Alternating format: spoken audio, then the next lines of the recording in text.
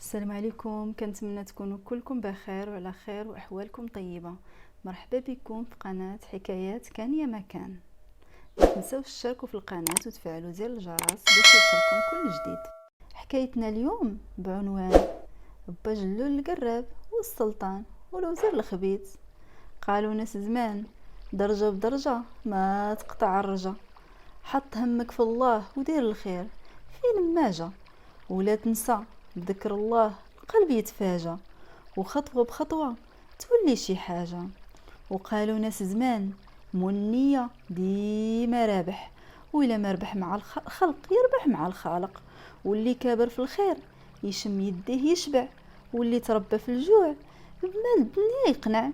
هذا زمان قبل ما يتعلم الإنسان يزمن بالقلام، روى حكام وعقلوا على كلامهم فهام، وانتقل كلامهم من جيل لجيل وتناقل بين الجيال.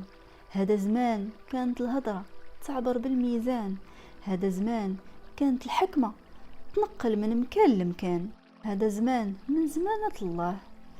كان في واحد المكان واحد الراجل سميتو با جلول. با جلول كان قراب، عايش هو ومرتو واحد دويرة على قدهم، واكلين شاربين.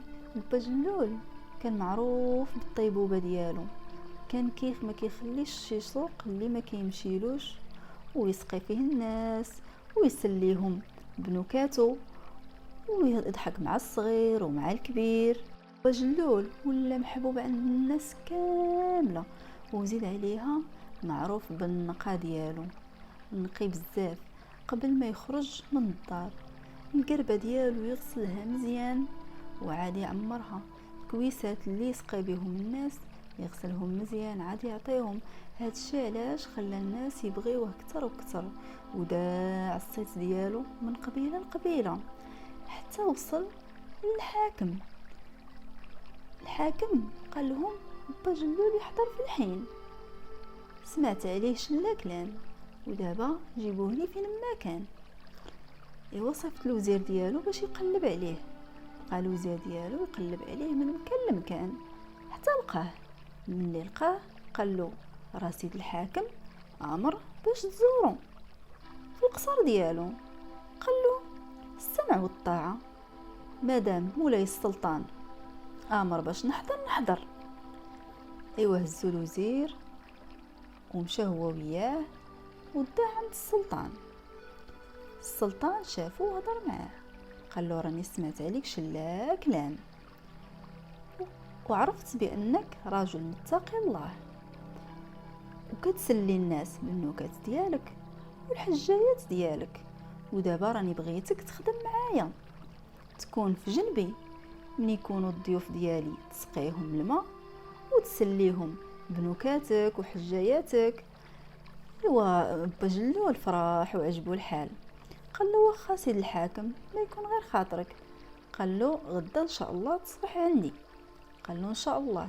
ايوا با جلول ما قداتو فرحه، مشى لدارو وهضر مع مراته وقال لها صافي نسي الفقر، راه ان شاء الله راه ربي راه حن عليا في واحد الخديمه عند مولاي السلطان. هي فرحات. ايوا دوز هذيك الليله لغدا في الصباح ناض لبس احسن ما عنده ووصل القربه ديالو. ايوا واتجه لعند السلطان.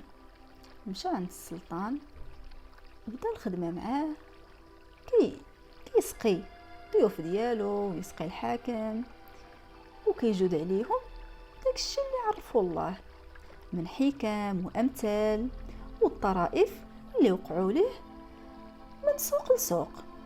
ايوا السلطان عجبو بزاف با جلول ودخل ليه لخاطرو، وبقى معاه مده كل نهار على نفس الشيء. كل نهار رانا الوزير ما عجبو حال. كيفاش با جلول اللي غير قراب يدخل لقلب الحاكم ويثيق فيه ويجلسوا مع ضيوفه، وانا اللي وزير ما وصلتش للمرتبه اللي وصل ليها. لا ضروري خصني نلقى شي حيله باش نخرجو من قصر السلطان. والوزير شعلات فيه النار ديال الغيره، ولا كيفكر في اي طريقه اللي يتخلص منها با جلول. با جلول مسكين بطبيعه الحال ما جايب خبر، كيجي مسكين يدير داك الخدمه ديالو كل نهار، وفي الاخر ديال النهار كيخلصوا السلطان وكيمشي فرحان. عرفش بان الوزير نار الغيره والحقد شاعله في قلبه. وما علينا، بقى الوزير يخمم شنو غادي ندير باش نتهنى من با جلول القراب. واحد الصباح با جلول جاي كما العاده، جايب القربه ديالو وجاي باش يبدا الخدمه ديالو. ملي جا الوزير تلقى له في الطريق، قال له با جلول راني بغيت نهضر معاك. قال له نعم سيدي، اش حب الخاطر؟ قال له راه شوف، راه مولاي السلطان راه هو دا تشكى منك. قال له والله ودي شنو درت ليه؟ اش قلق مولاي الحاكم؟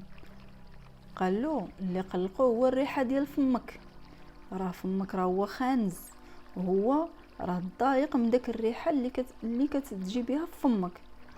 وقال له شنو المعمول؟ قال له المعمول هو دير اللتام، فين ما تجي تخدم خليك داير اللتام. مسكين با جلول هذاك الشيء اللي دار، ولا مسكين كل صباح منين يجي كيجي داير اللتام. الملك تتعجب، مال با جلول كيدير اللتام.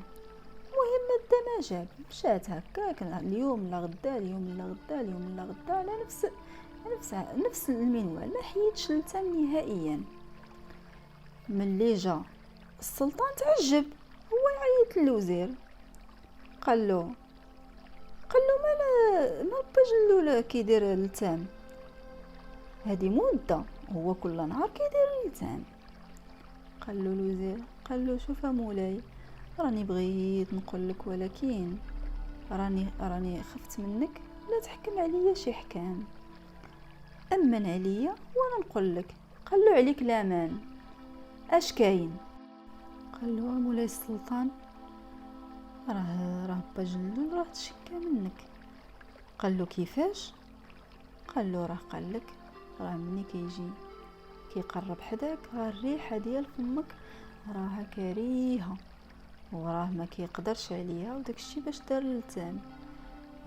ومولاي السلطان ما عجبوش الحال، ومشى عند مرتو غضبان، قالت له مال سيد السلطان شنو اللي قلقو؟ قال لها راه با جلول قال لك بان الريحه ديال فمي خانزه، وهذاك الشيء علاش كل نهار كيجي داير اللسان. قالت له كيفاش؟ شكون هذا اللي يقدر ينتقد مولاي السلطان واللي يطول لسانه عليه؟ اللي طول لسانه عليك يتقطع له الراس.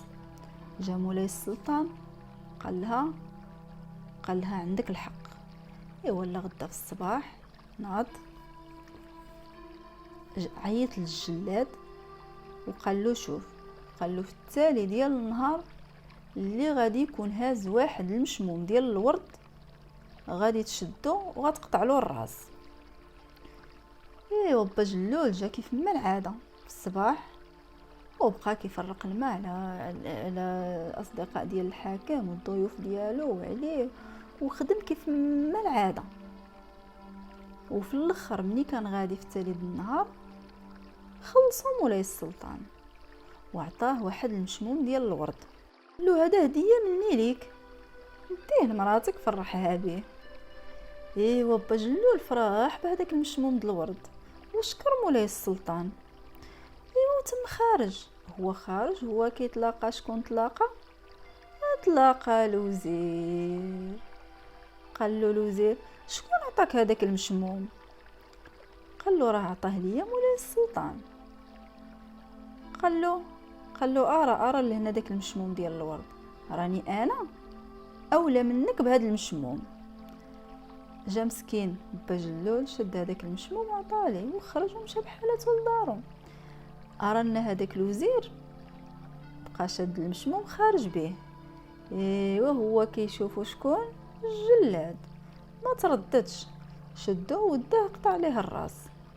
ولا غدا في الصباح الساقي كما العاده جا وملتم وهاز القله ديالو معاه، وبدا كيوزع الماء على الضياف. وهذا هو يخرج الملك وشافو وبقى مستغرب، كيفاش وانا البارح قلت للجلاد باش يقطع ليها الراس، وهو دابا صباح خدام؟ كيفاش هادشي؟ عيطلو قال له با جلول اجي نهضر معاك. قال له نعم سيدي. قال له شنو حكايه اللتام اللي كل صباح كتجي دايرو؟